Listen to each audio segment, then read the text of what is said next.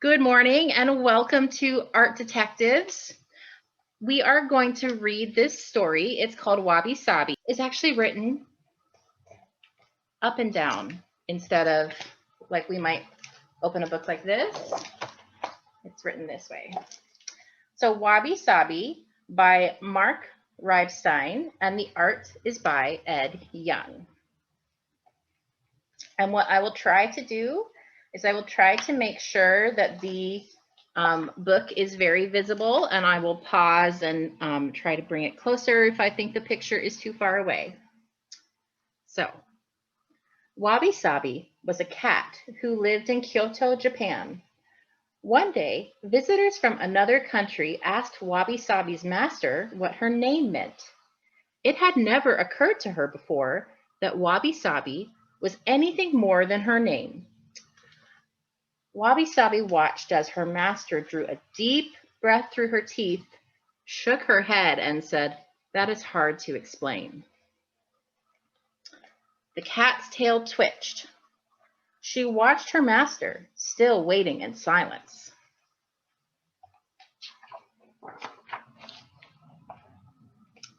Curious now, Wabi Sabi wondered if her friend Snowball could explain the meaning of her name to her. Snowball, who had been napping, stretched, yawned, and sighed. "That's hard to explain." She blinked. "It's a kind of beauty," she added after a minute, her eyes closing again. As though dreaming, she went on. "An old straw mat, rough on cat's paws, pricks and tickles, hurts and feels good too." There's Wabi Sabi. And that's Snowball.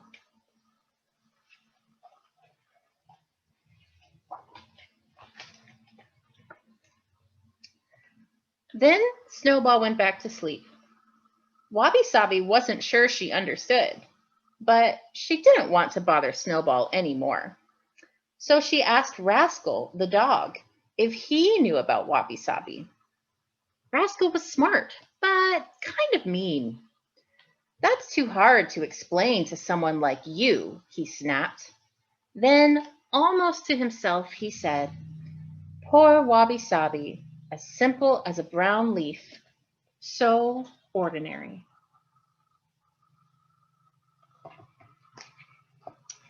And there's Wabi Sabi.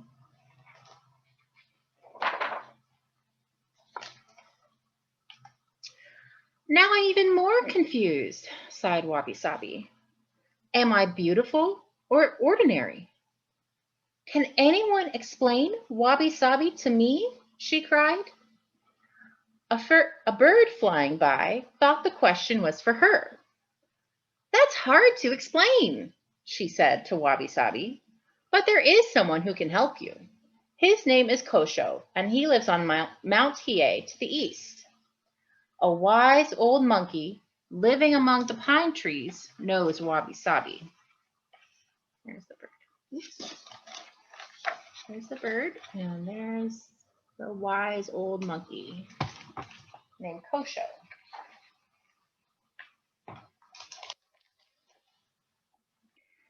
"Thank you," said Wabi Sabi, and off she went to learn what her name meant. To get to Mount Hiei, she had to cross through the city. Dazzled by big buildings, shiny glass, and sleek cars, awed by the busy, sharply dressed people, she wondered if these pretty things could be Wabi Sabi. She decided that if her name was true to her, it must be softer, quieter, darker.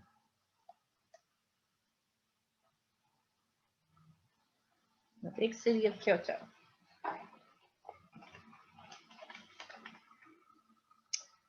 A short time after Wabi Sabi entered the woods, she arrived at the foot of Mount Hiei. The woods were dark now, so hoping to find Kosho in the morning, she curled up beneath an old pine tree and went to sleep.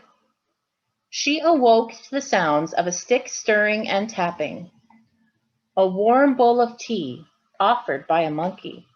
"Please," steam rising gently.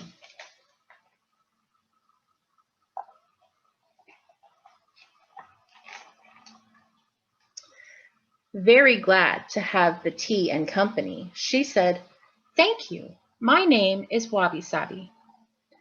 "That's wonderful," the monkey replied. Encouraged, she asked, "Do you know what that means?" "Well, that's," he began. "I know, hard to explain," she said. But he went on. "The pale moon nesting on foggy water. Hear that splash? A frog's jumped in."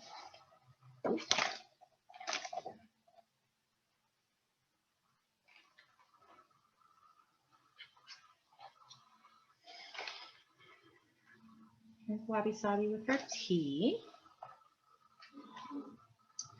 "That's Wabi Sabi?" she asked. "Is that all? I don't know if I can." "It's more," the monkey said. "Listen, watch, feel." He said no more, so she watched him make tea. He moved slowly, but gracefully, as if he were dancing, and he handled his things as if they were gold, although they were wooden or clay. Wabi Sabi felt what was in her paws. A warm, heavy bowl, comfortable as an old friend, not fine, smooth china. A warm, heavy bowl, comfortable as an old friend. She looked carefully at the woods surrounding them. There was so much life, as in the city, but here things were not clean, neat, or sharp-edged. There were no straight lines, yet there were many designs on trees, in clouds, and dirty ponds. She saw that everything was alive and dying, too, like the damp autumn leaves curled beneath their feet.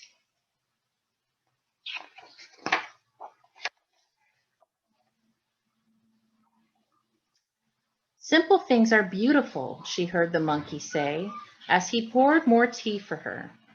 Looking down at her tea in the bowl, so this is her reflection. Seeing herself plain and beautiful, she whispered, "Now I understand."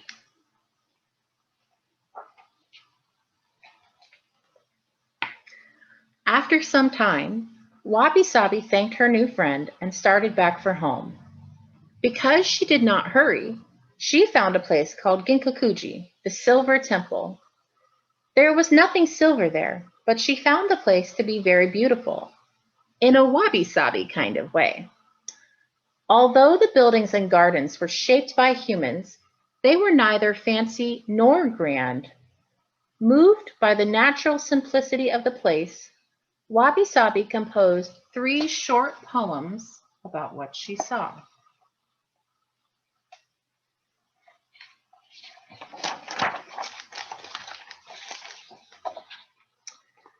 Yellow bamboo stalks bow by the tea house doors so low, emperors must kneel.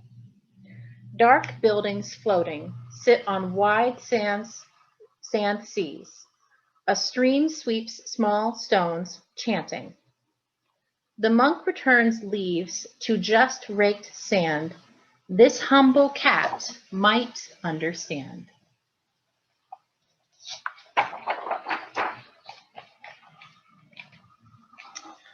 Tired but glad, Wabi Sabi returned at last to her house.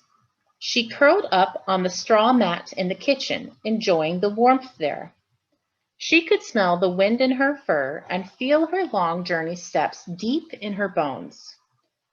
The sun's last rays stretch, a silver brushstroke shivers on warm, clouded glass. "Now I think I know what to call this feeling," she said to herself. "It's..."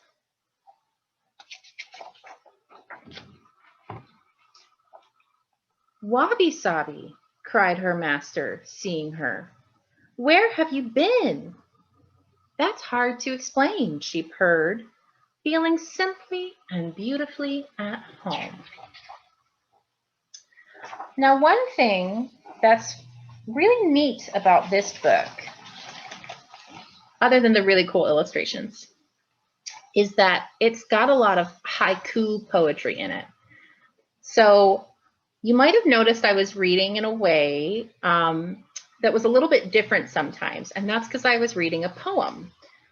And a haiku is 5 syllables in one line, 7 syllables in the second line, and 5 syllables in the third line. So yellow bamboo stalks, bow by tea house doors so low, emperors must kneel. So this is kind of a fun activity that you could try doing later too. Maybe you could make a haiku about the animal you'll make. And we will look at some art very briefly, but then after that, we are going to make a collage animal. We are going to take bits and pieces to create our own animal. And I was inspired by the beautiful collage that makes up Wabi Sabi. So at the Kalamazoo Institute of Arts, we have got an exhibition right now of Japanese ceramics. And I'm just going to show you 2. And these ceramics are a little bit like Wabi Sabi.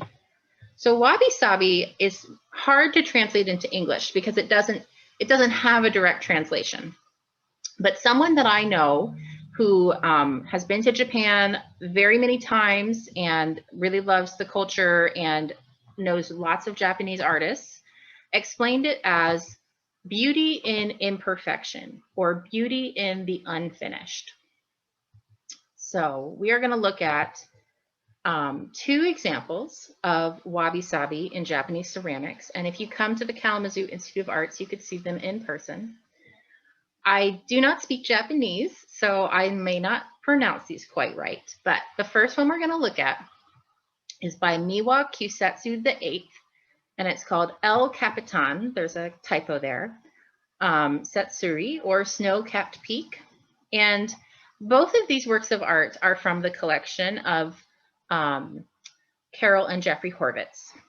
So this is a very heavy ceramic piece, but the wabi-sabi-ness of it is here at the bottom. Originally, the artist makes this, pillar of clay, we could say. And here, where we can see this brown color is where he held it. And then he dipped it into this base of this white clay color. And the bubbling and the black spots that are coming out and this bit of the clay that we can see at the bottom are all examples of the Japanese idea of wabi-sabi, of beauty in the imperfection, or beauty in the unfinished.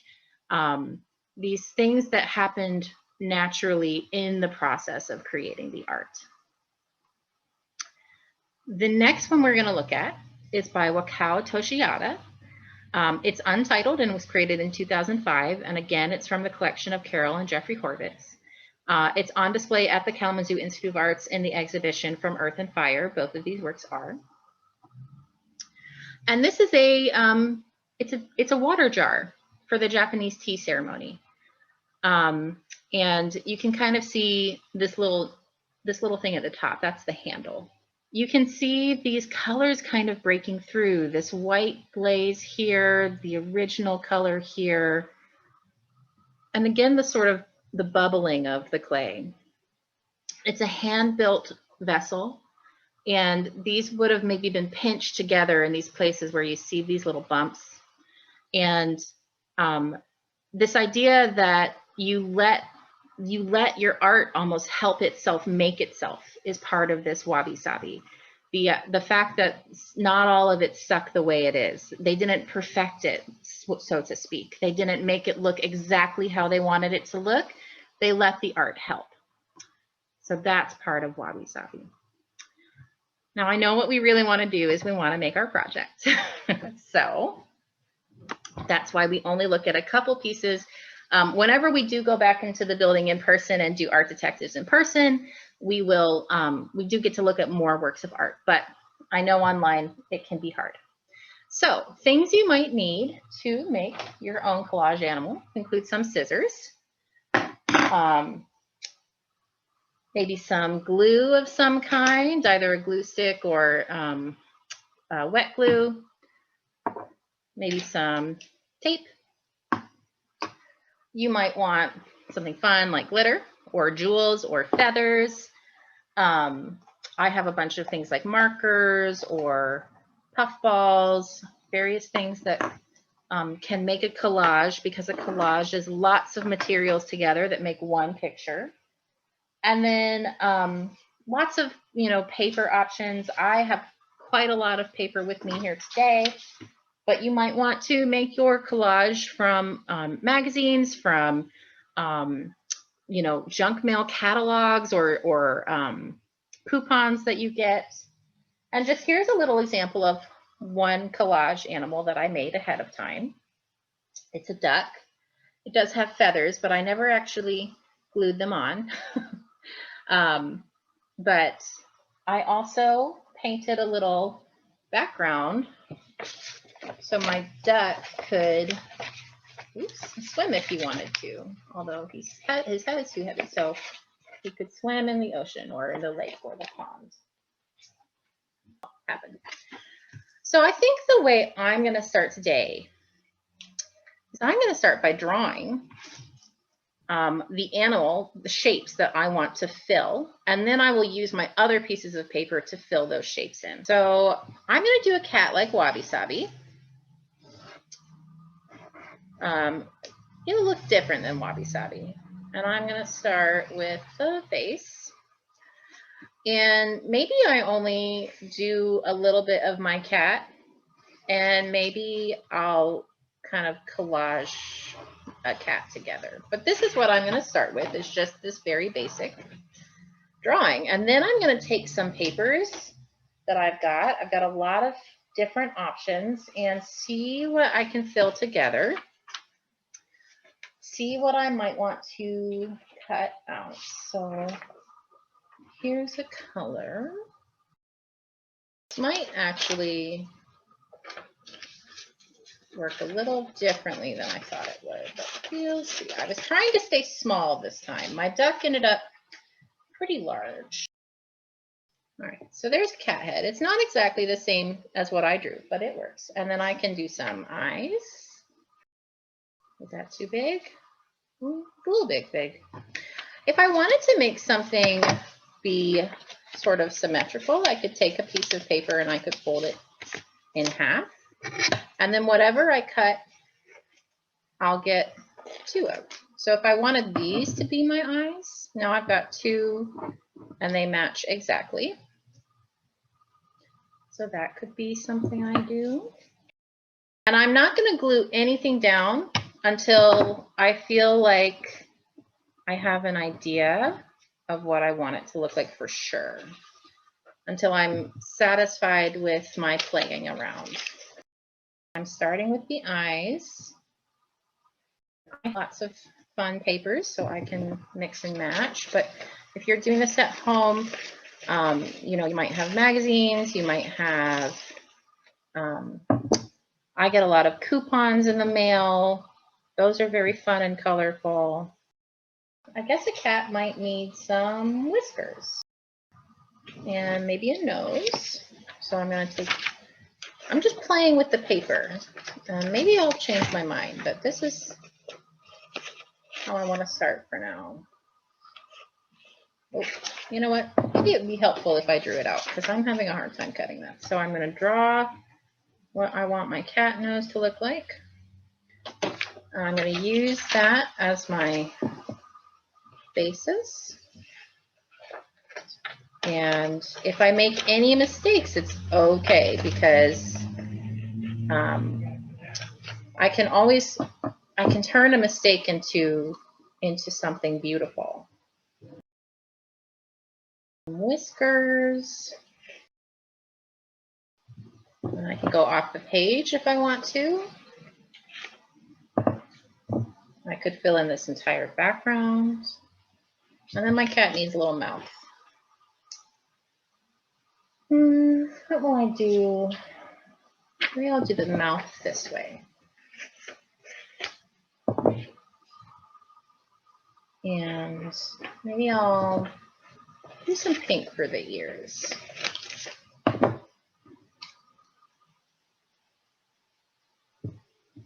Oops. There we go.